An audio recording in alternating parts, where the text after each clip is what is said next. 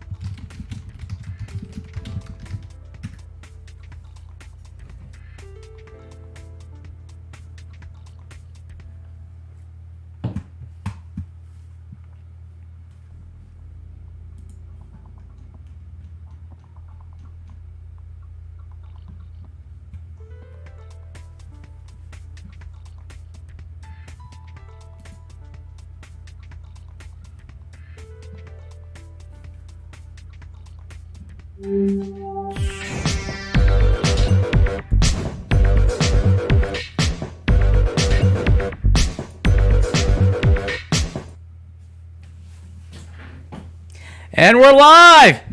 Hey everyone, Robert Lee here, the founder and executive video producer of ShaLaLaLa Productions, where we create marketing videos, as well as providing live stream service, focusing in on the medical and the educational industry, as well as especially pop culture. And I'm here with Matt Haas. I have the All Things YouTube channel where I teach you how to make searchable videos people actually watch, because that's important to grow an audience. So glad to be here. I try and be as much of a YouTube expert as is humanly possible. Good evening, Robert. How are you? I'm good, and I'm still trying to get used to it because earlier this week the contractors are here to actually try to repair a window that's been a year over that's been broken, and so I had to reconfigure things. That's why I look a little bit different now. That's all good. You're framed up nice. Everything looks okay. Got a big curtain behind you, but other than that, I'm glad Yeah. you're getting that done finally. Yeah, it's pay no attention what's behind the curtain is what I say. But but Matt, how are you doing? What's been going on with you? Been making lots of videos on all things YouTube. Oh, I see Rich Vibes is in the house. Hi, Rich. Rich, good to see you. I've been checking out his. I got to be in his DJ show on Sunday. He was doing classic. Well, he was doing rock and roll from the '80s, and it was a lot of fun. Right up my alley. Right up my alley. But yeah, no, I've been participating in Impartial Geeks challenge, 7-day challenge, where he's giving us prompts, and I have 3 new videos on All Things YouTube talking about me, talking about what types of content I'm going to have on the channel, or what is on the channel, and the content types: videos, live, podcast. Which one of those 3 do you think I do? Don't answer. All 3. Nice. Anyway, it's a lot of fun. So I've been doing that, and Lita's been going good. The live every day in April, and Um, seeing all kinds of awesome streamers, making new friends. It's crazy. Good stuff. I've been busy, busy, busy. Very nice. Very nice. Oh man. I've been it's something I've been working on for like the past 7 years, and I find it pretty excited to be able to launch it. Um, just to just I won't monopolize the time, just because I don't want to overshadow the topic it is. But it's the video production budgeting guideline, and if you're interested to have to request a copy, the description's in the link as to how you can request for one, and it'll go through the details on how to go about it. So it's been a long time coming. It's been like 7 years of like researching and just getting it all together, and then the fun part is once you get that is to work on the back end and how to market properly. So I'm just getting That's a lot of fun. So you're saying you have 7 years of your knowledge and you put it into a document. Yeah, it's like cramming into like to being concise. So it got it whittled down to like about, I think, 10 pages. And so it just how many hundreds of dollars is this? Well, right now it's for a limited time. It's a free offer, but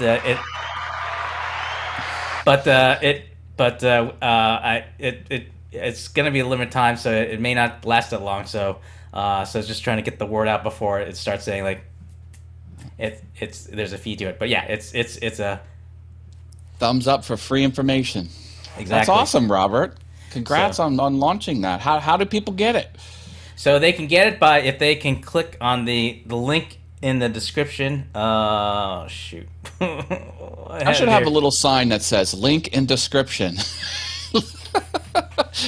That's the one thing I forgot to do. I got everything loaded up. I had the image of what the front page looked like, and but it's all it is. They just click on the link in the description on whether it's either on YouTube or in.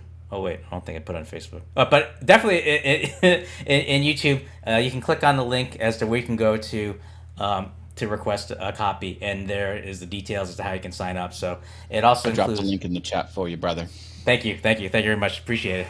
Ah man, but yeah, so that was the big thing I've been working on, and but also not to suddenly switch gear, but also just excited about the content. The topic about content conservation, just for the fact that I thought it was a cool topic to talk about and just kind of share our thoughts on about it. So yeah, so I'll just jump right into it.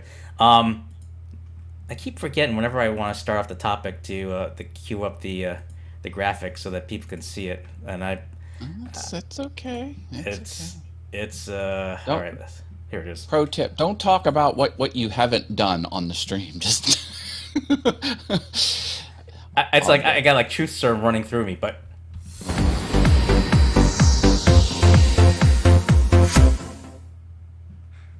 it's not enough time. I'll defuse the bomb. You go save the girl. all right. I forgot he was there. So yeah. Content conservation, and the best way to describe it is everyone has like a finite amount of time to get things done, and especially when you're doing like a live stream or video, you want to make sure that you use your time wisely in terms of either presenting your topic or sharing your information with the audience. That it's good to know, or at least things to watch out for, so that it doesn't be a problem when you present information or when you talk about, just for the fact that it's all geared about being judicious with your time. And what I mean by that is, I'll give an example. So let's say you have a topic you want to talk about, and it's whether it's maybe a time sensitive information, maybe it's like a breaking news of something that goes on, but you don't quite know what's the complete story of what, like the who, what, where, why. And the last thing you want to do is you go on there, don't have all the information either verified or just have all your facts straight, that you may provide either bad information, or maybe just it may not be like a smooth stream, just because it's because the topic you present, it may change at a dime. So the last thing you want to do is either provide either misinformation, inaccurate information that the time needed to correct it, or to do like a repost to correct that could have been time spent being prepared to your next project, or ways to present other other topics or for your future projects. So that would be the first example about content conservation. So avoid breaking news because not all the facts could be in. Is that what you're getting at? I'd say avoid news where you can't verify your facts. Yeah. Just for the fact that there's some instances where there's breaking news and they've got their facts solid, and that's totally fine. It's just where you don't want to put yourself in a light where you could be saying something wrong, or could be costly in that. So the conservation part is not fixing any uh-ohs that might happen later. Is that? Yeah, in that first example, just because it can get problematic where if there's like 5 uh-ohs, then it takes that much time to fix it. Where if you got it right the first time, or maybe you might have held back on information that you weren't certain on, it just saves you the headaches of just trying to correct what you make, correct the uh-ohs or boo-boos that you make. Got it. But so that being my first thought, were there others that jumped to your mind in terms of things to watch out for? Well, when I think of conserving, I think of the editing process, because when you pitch this, you talked two different areas: what it takes to make the content, and then the content itself. You can conserve on both. You can conserve your time and energy making it, and then when you're delivering it, you can conserve because you only want to give the facts and the good stuff, and you want to cut out all the fluff. Okay, so there's kind of two sides to this topic. Right. For what I have to contribute is on the delivery side. When you're editing, I'm a big fan of this awkward phrase that's probably not going to make sense. It's start late, get out early. And when you're explaining something or cataloging something that you're doing, and a lot of this comes from the maker environment. And when I say maker, woodworker, metalworker, people who make videos about themselves and making something, you don't want to, for example, say what you're going to do and then do something, and then when you're done, say what you've just done. That's too long and archaic. What you should do instead is do the thing and then voice over top of it. That's a better way to present the information. So you wouldn't do talking head to the camera, I'm going to cut this 2x4 on my chop saw, and then you show the 2x4 cutting, and then you come back to the talking head. See, look, my 2x4 is now in half. That's not conserving the data. That's prolonging the agony. So what you should do is just show the chop saw. I'm cutting this in half with my chop saw. There you go. You've taken 3 steps and made them into 1, and that's what it means by start late, get out early. Like if you're painting a shed, maybe the first scene is a close-up of the grass with the shed in the background, and the shed's all blurry because of the bokeh on the camera, and then you put a paint can down on the grass, you pop the lid and you start stirring it, and that's 3 seconds. And then the next scene is you're painting the thing. Like, you don't putting the tarp down, you don't do all of this extra fluff. You get right into it, and then you don't have to show every paint stroke on the side of the thing that you're painting. You could show a couple, maybe now you're halfway done in the next clip a couple seconds later, and then you standing in front of the painted item, the painted shed or whatever in this example, and then you're like, then you can quick talk to the camera, close, and get out. Now that's a condensed verbal description of it, but that's the whole point. You don't want to linger on the fluff. When I edit videos, and this visual is not going to sit very well, but it's an apt analogy. Okay. When I edit videos, are you ready? Sit down. Okay. All right. So everyone's sitting down.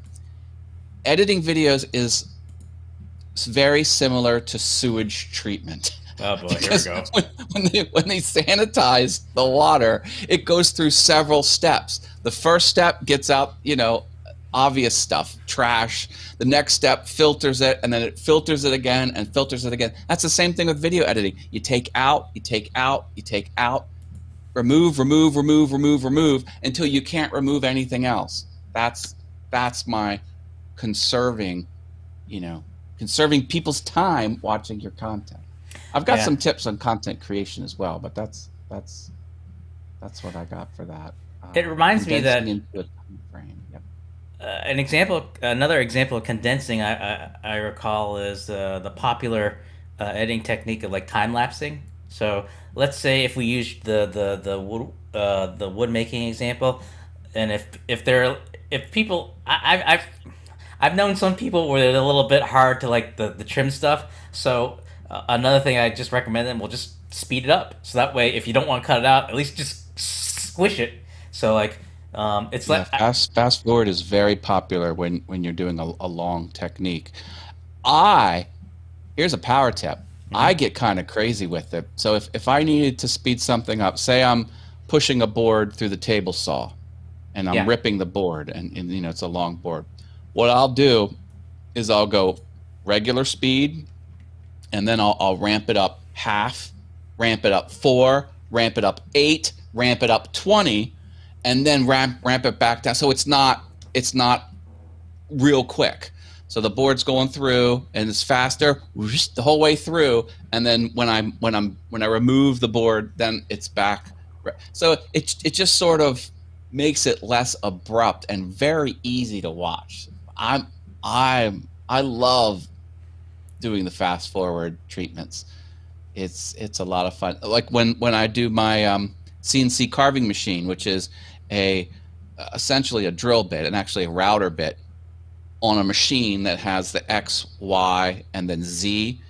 And making footage of that is so boring to watch. And I'll ramp it up where it'll go slow, and then it'll go faster, and then faster, and you start to see the object it's carving, and then at the end it'll go slower. So it's really only 8 seconds, right? But there's a ramp up to super fast, and then a ramp down. It's crazy. Yeah, exactly. Or another example of conservation is and not to toot my own horn or what have you. Like, so the video that we had released a week ago with Just B&E, where we did the magical Pottery Mug Journey.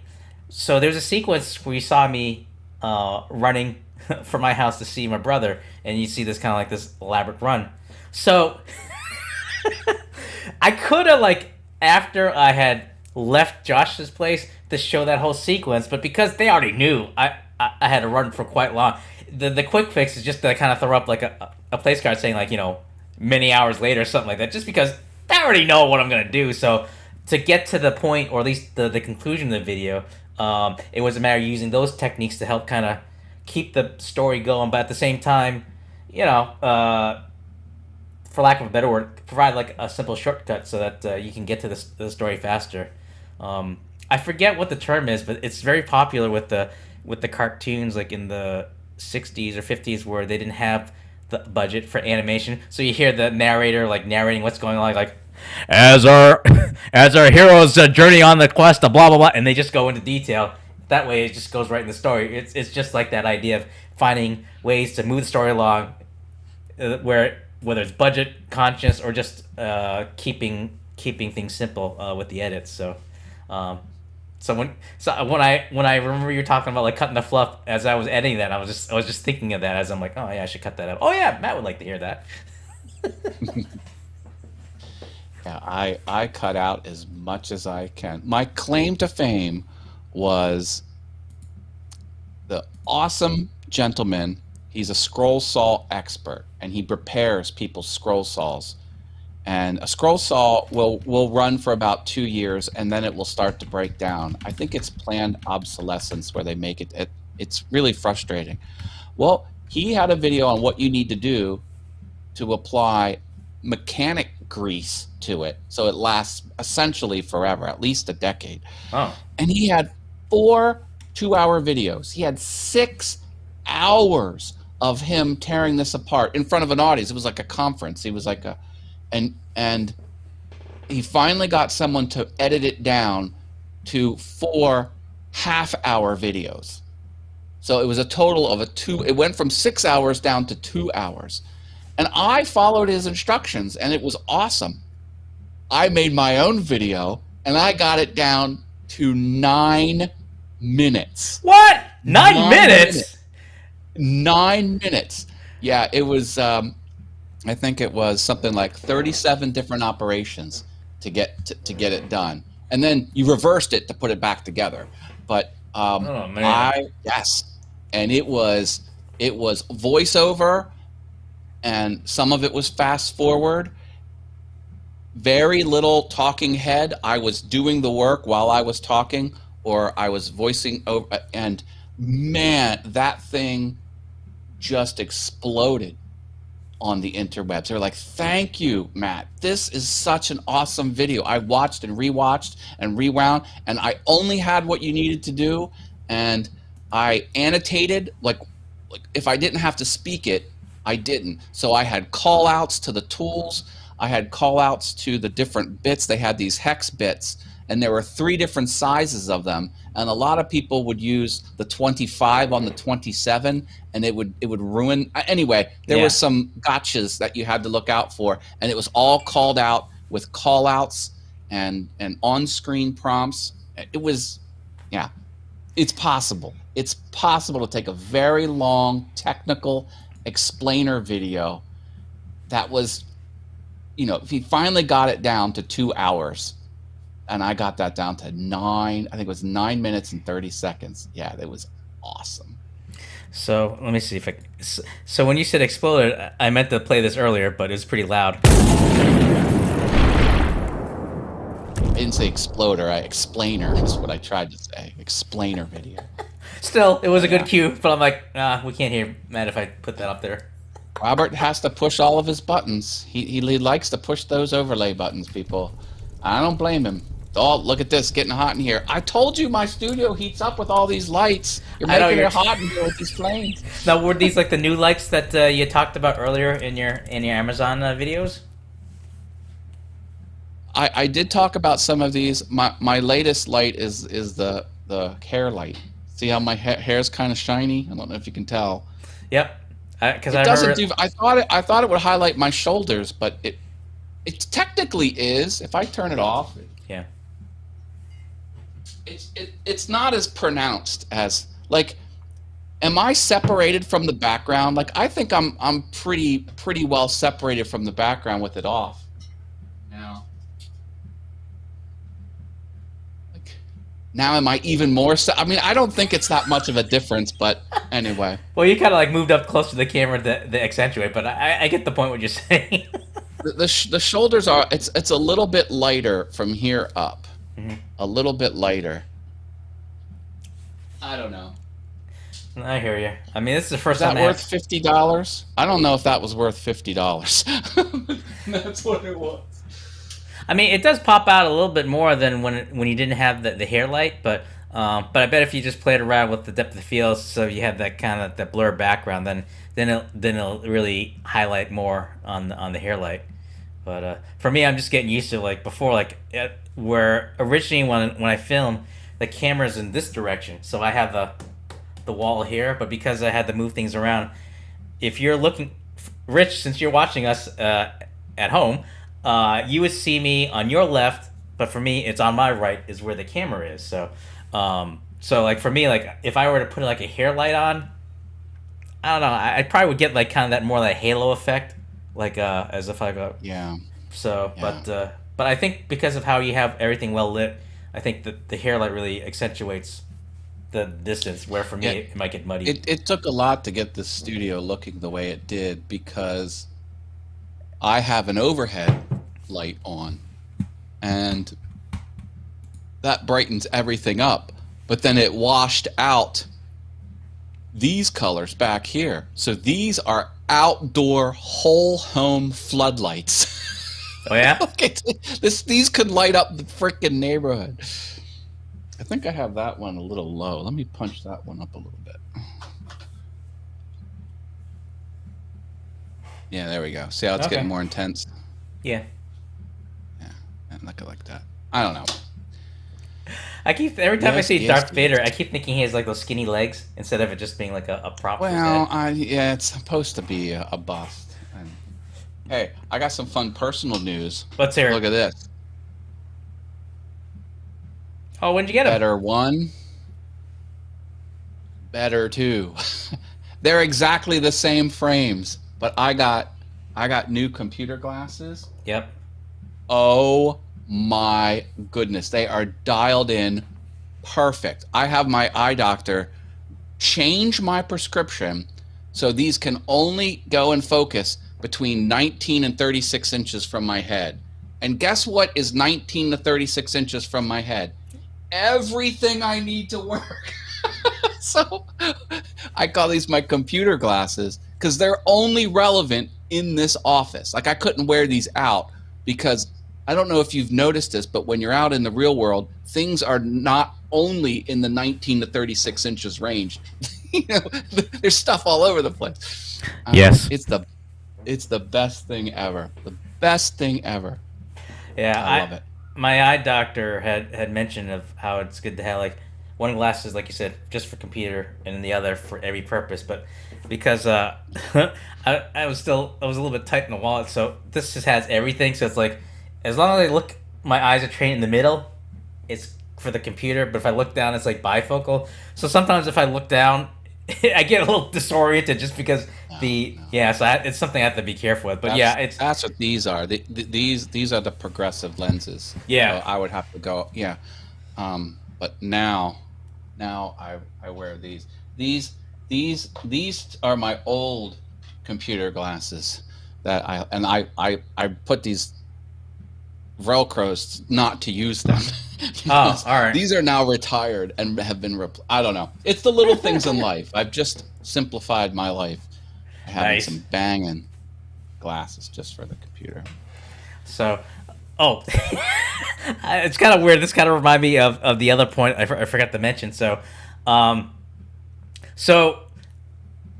think it was like last week how we joke about how we sometimes like to go off the rails just because of how just the natural flow of the conversation. Yeah, last show was really out there. I apologize. I was just in a mood. No worries. So I mean, so the only reason I bring that up is that like because like for people that are watching the show regularly, they expect that we like to change things up a bit. But I think sometimes I've seen some programs where when they change so abruptly, where if let's say if their content is about I don't know, let's say like financial advice and stuff, and all of a sudden the guy goes into talking about how he has this wart on his forehead and he wants to pop it and he has to go see a doctor. I would say that it's just the idea that if you know your audience well and they expect to see the little bit differences, that's cool. But when you overshare, sometimes it kind of throws people off. So it's almost like I think it goes back to like when you from day one from your video where if you set the expectations to just let people know like what you're about or at least what to expect, then that type of a share is not so bad. But when it just comes out of nowhere, it tends to throw some. That may be more like a subjective suggestion, but just one that it's just one that for people to think about, but not to overthink. So that may be more like just a personality thing where if you feel comfortable to be Or able to do that. or you can have a whole show dedicated to going off the rails, which is what I do on Mind Equals Blown. Oh, there it was. Exactly. Brenda and I drive that bus all over the place. Yeah, my hair light. Yeah, but I mean, it's pretty cool when you guys are bantering and stuff because I never know who's gonna zig and who's gonna zag. But but yeah, so but no, I mean, it's just it was just something that was one to throw out there. But it just as at the risk of Okay, getting the analogy wrong, mild may vary. how about I stay on topic and tease maybe next week's show? All right, let's see it. All right. Let me get the mat cam for this. There's a mat cam? There you Oh, go. boy. I'm very large. Hi, everyone. I have been experimenting with Notion. Notion.so, oddly enough. And it is a online relational database that's super wicked easy to use. And I have now adapted it with the help of Kat Mulvihill. She's runs in our live streaming friends community, and she's a content creator that a lot of us know. She gave me and about 4 other people a demo, and man, I have been running with it.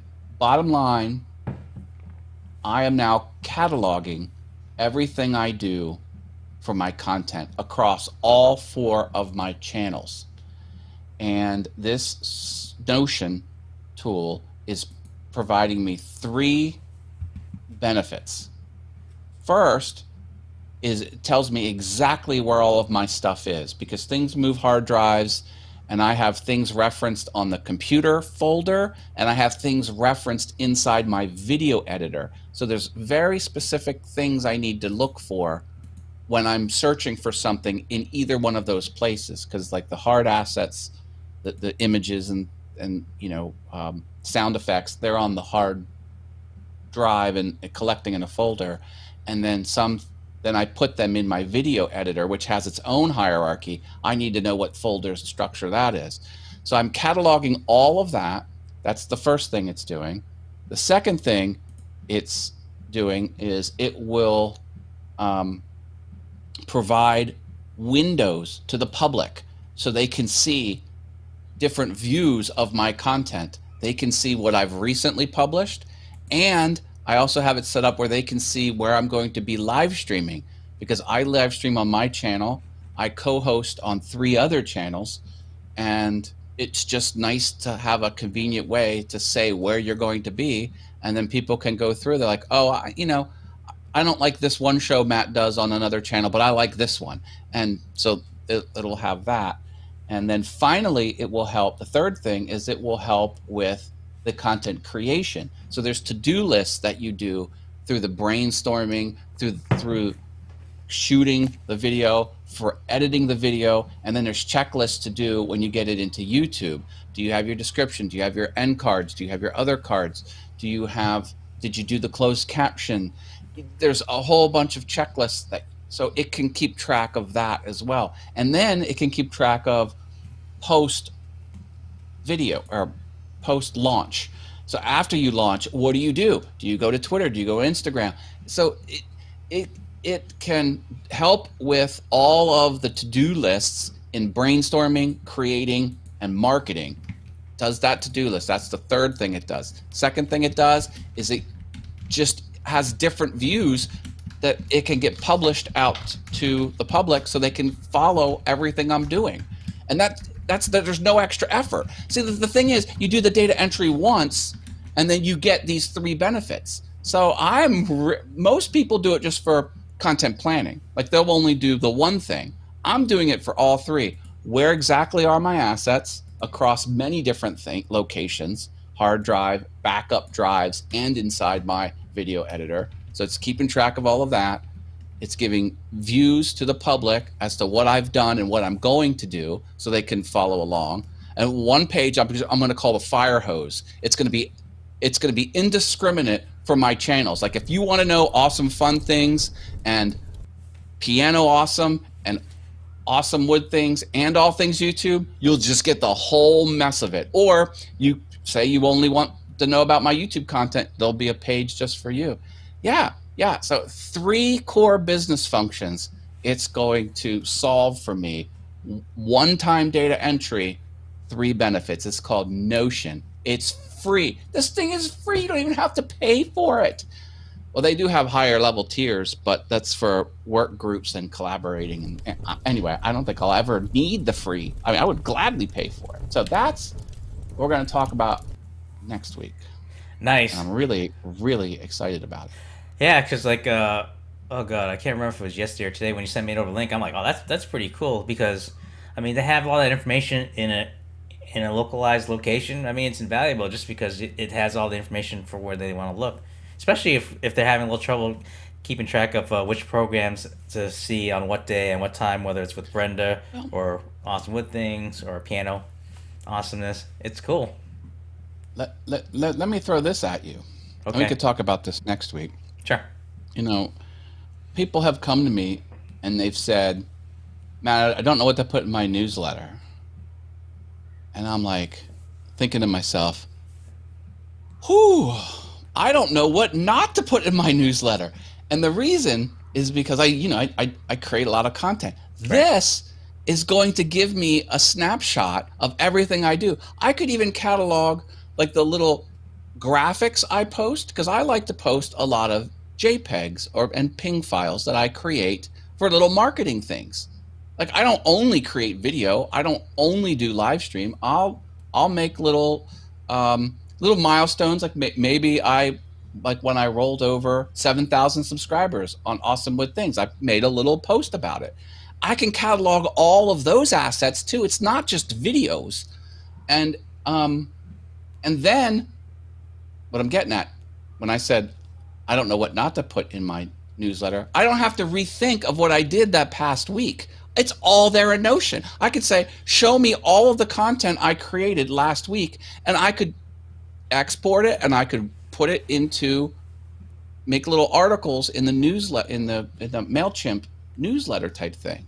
So now my newsletters are probably going to be, here's everything I did on what insert channel, because I have a newsletter for All Things YouTube and I have a newsletter for Awesome Wood Things.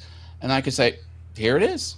And maybe I'll start a newsletter called The Fire Hose, and that's just, you get everything. I don't know. But the point is, now I don't have to rethink about what I did to write a newsletter at the end of the week or end of the cycle, or where it's going to have it all there for me. And it takes no time at all. I just copy paste. I just a little bit of data entry. This isn't a massive amount of data entry that it needs. It's just a little bit. And you get all of these benefits. I am so digging it. It's cool. For someone that's just learning about Notion, what would you say for folks that ask, is it any different than having like a website, or where it would like catalog or make a listing of all the information you say? Like what would you say the person A or person B with that question? Well, it is different than a website because it's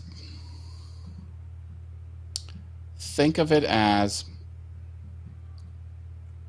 a spreadsheet on steroids that can look like a web page with minimal like when I think of a web page, you've got pixel level control over everything on that page. Uh-huh. I mean, you can have anything anywhere you want. And this is different. This is more like a wiki.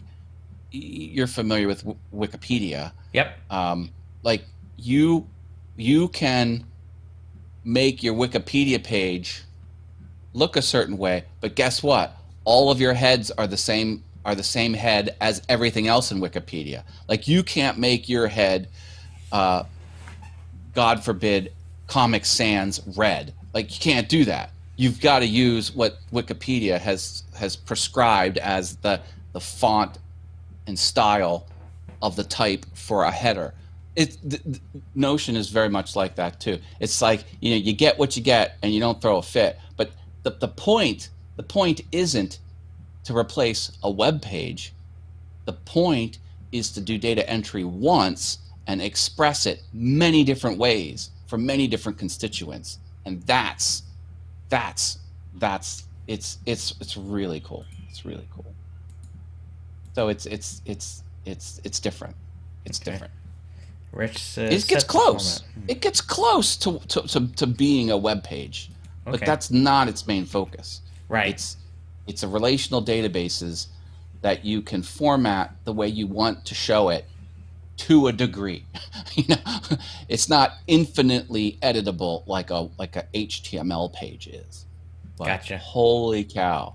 Like it is powerful. Now I have FileMaker Pro. That is a desktop database, and that's $300 or more. Actually, it's $600. Anyway, and it can do the same thing. It can do the same thing as Notion, but you've got to program it. Like you've got to have the IDs and how they link, and is it one to many? Is it many to one? This is all plug and play. Like all of the complicated stuff is removed from Notion, and you can relate databases without even thinking about it. You have to set these things up in FileMaker Pro. And I also do databases on the web. I do straight up MySQL databases with a PHP front end, and that is even more laborious, where you've got to not only program the linkages of the different related tables, you also have to, every pixel you have to render out on the screen. So there's like a design and a database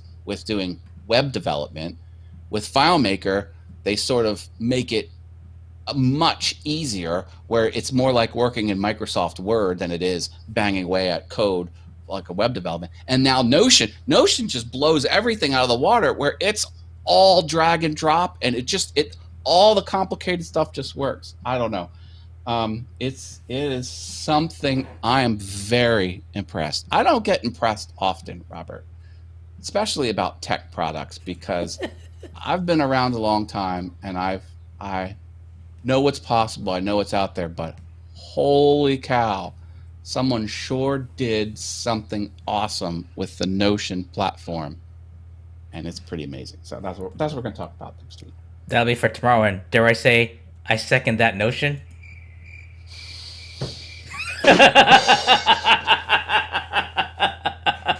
I couldn't wait to say that. Holding on to that one, folks. Yeah. Like, can I say it now? Oh, he's finished? Okay. So, a random thought came across my head, but I'll say that for next week then. But that's pretty cool. I'm really looking forward to hear more about it next week on Notion there, and I'm presuming you got some stuff to share with that next week. Oh yeah. All right. Oh yeah. I got some stuff now, but it's probably only 10% of the awesomeness that will be ready a week from now. You give me 7 more days to bang away at it, man. It's gonna be self-aware by the time I'm done. Well, as long as it's not like 7 years like me, 7 days, cool, man. All right, I'm definitely looking forward to it. I mean, I've seen what it was like the other day, so to see it from now, it'll just like, I can imagine it's gonna be mind blowing. Oh, I don't have that explosion. Oh wait, I do have explosion. Hang on. If it starts talking to me and says the line, "Do you want to play a game?" No nuclear war. Remember from War Games? I was gonna say, like, does the Matthew Broderick pops up out of nowhere? Oh, that didn't work. All right. So that was pretty much covered up. We can wrap it up. Yeah. So the only thing I was gonna ask was there any final thoughts you have before we just wrap up is probably the best way to put it. Yeah, cut out extra stuff when you're editing until you can't cut anything else out. Only the good stuff remains. Other than that, I'll say I've been doing a lot of in real life streaming with my rig. Put the phone in this selfie stick. Yep. That's been a lot of fun. People have really been lighting up about it too. They're like, oh, I love seeing you outside. I went to the park up near my house, and it was, because I've perfected this. Well, I shouldn't say perfected. I'm happy with my set, but people like things to be different. So, yeah, I've been doing a lot of this. I couldn't really get the microphone working too well because I got this special. See this dongle in the middle? Oh, I got that one. Yeah. Yeah. It takes the RRRS and turns it anyway. But it's either too low, like the 0 dB is too low, and then the plus 20 is too high. Yeah. And I think if it was connected to a camera, don't cameras have little? Can't you tweak the gain in camera? But I'm trying to do it with the iPhone, and yeah, I don't know. It's just. I think like if you have like a app, oh god, if I can remember the app for the iPhone, through the app you could play with the gain, but maybe you can send me something offline if you don't mind, because yeah. I mean I bought this. I've never used it once because the camera I was going to use it with has a busted input. Oh yeah. And then I'm like, oh well, now maybe I can use it with my iPhone, and it does work. Yeah. It's just way quiet unless I jack it up to plus 20, and then if I talk anything louder than this, it clips. Yeah, I use like a different lav that works well. I'll see if I don't know if I have the link for that, but at least I think I have the manufacturer's name. I'll try to see I got this lav too. I mean, I got this.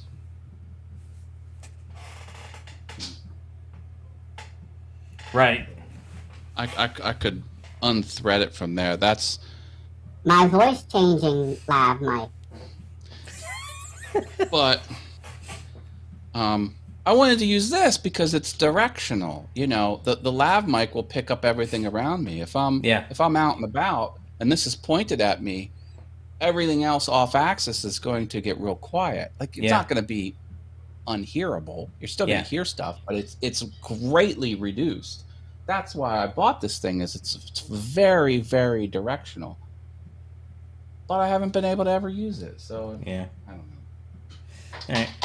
Well, I'll been doing a lot of this. It's been fun. Very nice.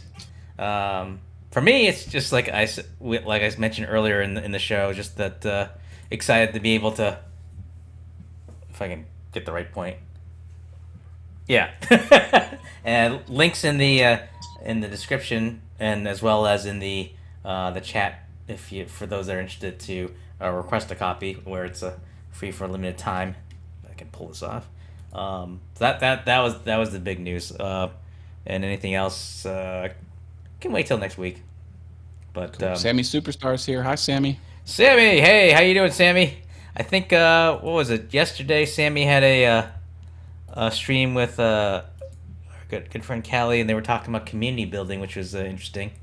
I still have to get used to it because he now has like those 2 pips, and I'm so used to like seeing him in the little tiny box whenever we have our group chats. So